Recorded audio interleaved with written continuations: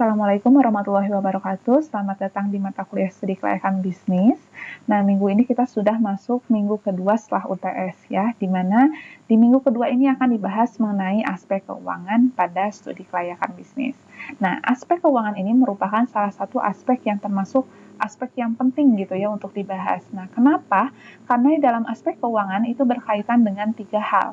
Yang pertama adalah berkaitan dengan pendanaan dan sumber dana yang akan digunakan dalam proyek atau dalam bisnis tersebut, gitu ya. Lalu yang kedua berkaitan juga dengan aliran proyek kasnya, hingga berkaitan dengan penilaian atas investasinya. Jadi apakah proyek atau bisnis itu layak untuk dijalankan ataukah sebaliknya. Nah, ini akan dibahas di dalam aspek keuangan. Namun, untuk pertemuan kali ini saya akan membahas terlebih dahulu mengenai kebutuhan dan juga sumber dana yang akan digunakan dalam suatu bisnis ataupun suatu proyek. Selanjutnya, di dalam kebutuhan dana, kita harus bisa memetakan 2 hal ya. Yang pertama berkaitan dengan kebutuhan akan aktiva tetap. Nah, aktiva tetap ini terbagi ke dalam 2 jenis. Yang pertama ada yang disebut dengan aktiva tetap berwujud, artinya aktiva tetap yang memang dapat dilihat langsung oleh kasat mata. Contohnya apa? Contohnya misalnya mesin, tanah, bangunan, kendaraan gitu ya, dan yang lainnya. Lalu yang kedua ada yang disebut juga dengan aktiva tetap tidak berwujud, yaitu aktiva tetap yang memang tidak bisa dilihat langsung oleh kasat mata. Nah, contohnya apa? Contohnya misalnya hak paten, goodwill, merek gitu ya, dan yang lainnya. Lalu di dalam kebutuhan dana juga kita harus mempetakan yang kedua, yaitu berkaitan dengan modal kerja. Nah, modal kerja ini berdasarkan jenisnya terbagi menjadi 3. Yang pertama ada yang disebut dengan modal kerja bruto, atau yang disebut dengan aktiva lancar gitu ya. Lalu ada modal kerja neto yang merupakan aktiva lancar yang sudah dikurangi dengan hutang lancar, dan juga modal kerja fungsional. Artinya ini berkaitan dengan bagaimana pendanaan yang dilakukan itu bisa menghasilkan pendapatan gitu ya. Nah, di dalam modal kerja ini terdapat unsur-unsur di dalamnya berkaitan dengan kas ya, persediaan, terus berkaitan juga dengan sekuritas gitu ya, dan yang lainnya. Nah, lalu selanjutnya di dalam metode penentuan modal kerja terdapat 3 hal yang perlu diperhatikan.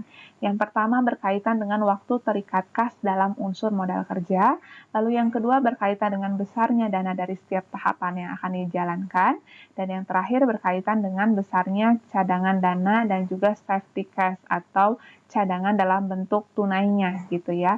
Nah, contohnya seperti apa? Nah, contohnya seperti ini. Nah, di sini dalam waktu ya, kalau dalam waktu contohnya seperti ini, misalnya ada tahapan bahan mentah, itu memerlukan waktu 3 bulan. Lalu tahap barang dalam proses memerlukan waktu 2 bulan. Ada juga tahap barang jadi memerlukan waktu 1 bulan dan seterusnya, sehingga memerlukan waktu selama 8 bulan. Jadi nanti di list gitu ya, tahapan kegiatan-kegiatannya dan waktu yang diperlukannya berapa lama. Nah, lalu yang kedua berkaitan dengan jumlah dananya ya. Nah, kalau berkaitan dengan jumlah dananya kita uraikan seperti ini.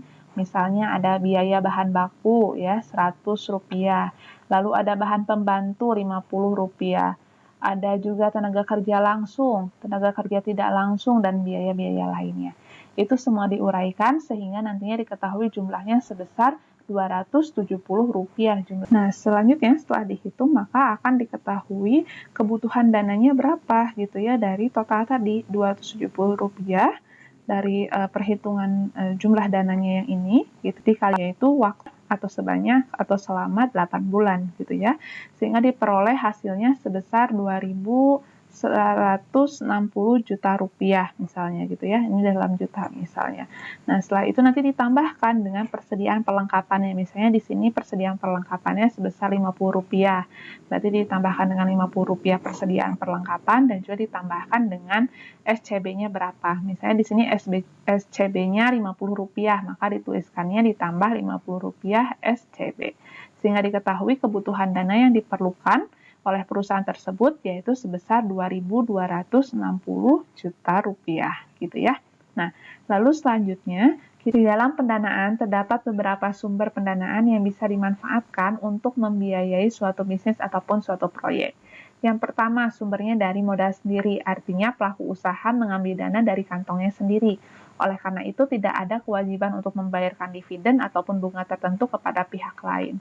Nah, sumber yang kedua yaitu dengan membagikan atau menjual saham gitu ya.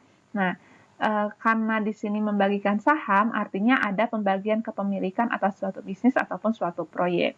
Nah, hal ini diakibatkan oleh apa? Oleh penanaman dana yang dilakukan oleh para investor yang berasal dari eksternal ya, karena saham ini sifatnya dia terbuka untuk umum gitu ya, atau untuk publik. Nah, di sini di dalam sumber pendanaan dengan menggunakan saham, artinya ada kewajiban dari pelaku usaha untuk bisa membayarkan dividennya kepada para pemegang saham. Nah, sumber yang ketiga yaitu dengan menerbitkan obligasi atau surat hutang. Nah, surat hutang ini jenisnya bermacam-macam. Ada obligasi bunga mengambang, ada obligasi konversi, hingga obligasi biasa pun ada gitu ya, dan jenis-jenis obligasi lainnya.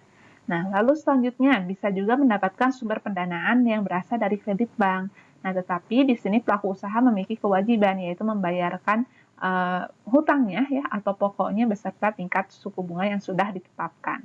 Nah, lalu yang selanjutnya bisa juga melalui leasing sumber pendanaannya ataupun melalui project finance. Dalam memodali kebutuhan pendanaan, nah di sini terdapat pedoman-pedoman tertentu ya. Yang pertama adalah norma likuiditas. Nah, ini berkaitan dengan seberapa liquidkah gitu ya. Lalu yang kedua berkaitan dengan norma solvabilitas. Nah, ini bagaimana kemampuan dari aktiva untuk bisa membayarkan sejumlah hutangnya gitu ya. Dan yang ketiga ada norma rentabilitas. Nah, ini berkaitan dengan kemampuan untuk menghasilkan keuntungan. Dan yang terakhir adalah norma kekuasaan. Nah, lalu selanjutnya biaya investasi dan modal kerja ini terbagi ke dalam 6 hal.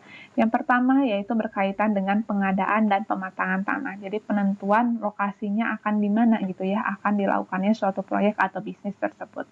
Nah, lalu yang kedua berkaitan dengan biaya konstruksinya, misalnya berkaitan dengan pembuatan gedungnya, lalu pembuatan pabriknya gitu ya, atau konstruksi gudangnya akan seperti apa gitu ya, hingga sampai kepada sarana prasarananya, misalnya jalan menuju lokasi tersebut akan seperti apa gitu ya, itu semua dijelaskan di dalam biaya konstruksi.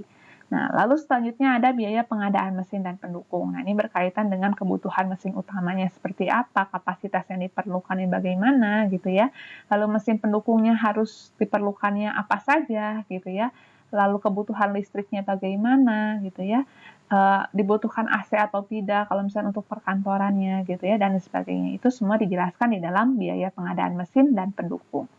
Nah, lalu selanjutnya berkaitan dengan biaya bunga masa konstruksi pabrik. Nah, biaya bunga ini dibayarkan atau dilakukan gitu ya selama proyek itu dijalankan sampai dengan proyek tersebut berakhir gitu ya. Nah, lalu yang selanjutnya berkaitan dengan modal kerja. Nah, ini berkaitan dengan kas, berkaitan juga dengan piutang, berkaitan dengan persediaan ya, lalu berkaitan juga dengan tenaga kerja dan yang lainnya. Nah, lalu yang selanjutnya berkaitan juga dengan total biaya. Total biaya ini adalah keseluruhan penjumlahan dari pengadaan, ya, dari biaya konstruksi, dari biaya pengadaan mesin dan pendukung, biaya bunga, dan juga modal kerja yang dijumlahkan, maka diketahuilah berapa total biaya yang diperlukan, gitu ya. Nah, lalu selanjutnya dalam aspek keuangan gitu ya, kita juga perlu memproyeksikan keuangannya akan seperti apa gitu ya. Nah, proyeksi keuangan ini berkaitan dengan apa saja? Yang pertama, mengasumsikan berapa pendapatan yang bisa didapatkan atau yang mungkin diterima di masa yang akan datang. Lalu yang kedua, asumsi biaya. Jadi berapa jumlah biaya yang memang perlu dikeluarkan gitu ya oleh suatu perusahaan ataupun suatu bisnis untuk menjalankan usaha atau bisnis tertentu gitu ya. Lalu yang ketiga berkaitan juga dengan biaya investasi dan modal kerjanya juga akan dijelaskan di sini. Lalu berkaitan juga untuk memproyeksikan gitu ya bagaimana neraca laba rugi dan juga cash flow-nya. Dan yang terakhir adalah berkaitan juga dengan lifetime project-nya, yaitu melakukan pertimbangan baik dengan menggunakan metode dengan discounted rate ataupun tanpa menggunakan discounted rate ya. Dalam hal ini misalnya seperti NPV, PI, IRR, ARR, nah itu semua termasuk ke dalam lifetime project ya. Nah, ini akan dibahas di pertemuan selanjutnya ya. Walaupun analisa terhadap aspek-aspek yang ada gitu sudah dilakukan, termasuk aspek keuangan, nah kredit macet juga memungkinkan terjadi gitu ya. Nah, hal ini disebabkan oleh 4 alasan. Yang pertama adalah keliru dalam menentukan potensi pasar dari suatu bisnis ataupun suatu proyek, gitu ya. Lalu yang kedua, keliru dalam mengasumsikan biaya yang perlu dikeluarkan di masa yang akan datang. Lalu yang selanjutnya, keliru dalam mengasumsikan pendapatan yang mungkin diterima. Dan yang terakhir adalah terlalu tinggi dalam menentukan laba rugi ataupun arus kasnya, gitu ya. Nah, oleh karena itu di sini terdapat solusi-solusi yang bisa digunakan untuk menyelesaikan permasalahan berkaitan dengan kredit macet. Yang pertama, bisa dengan menggunakan rescheduling atau penjadwalan kembali. Jadi memberikan keringanan dengan pemberian waktu, gitu ya, pengubahan waktu, gitu ya, kepada nasabah yang memang sedang bermasalah dan memang memiliki itikat baik untuk melunasinya. Yang kedua yaitu recondition. Recondition ini merupakan suatu kondisi di mana diubahnya suatu perjanjian, gitu ya, baik yang sifatnya sebagian ataupun keseluruhan, gitu ya, dengan harapan nantinya nasabah yang memang sedang bermasalah ini bisa melunasi kewajibannya. Nah, lalu yang ketiga yaitu restrukturisasi. Nah, restrukturisasi ini merupakan pengubahan terkait dengan struktur pembiayaannya, dan yang terakhir yaitu berkaitan dengan lelang ya. Nah, kalau lelang ini artinya menjual aset-aset yang dimiliki untuk bisa menutupi ataupun melunasi kewajiban hutangnya gitu ya.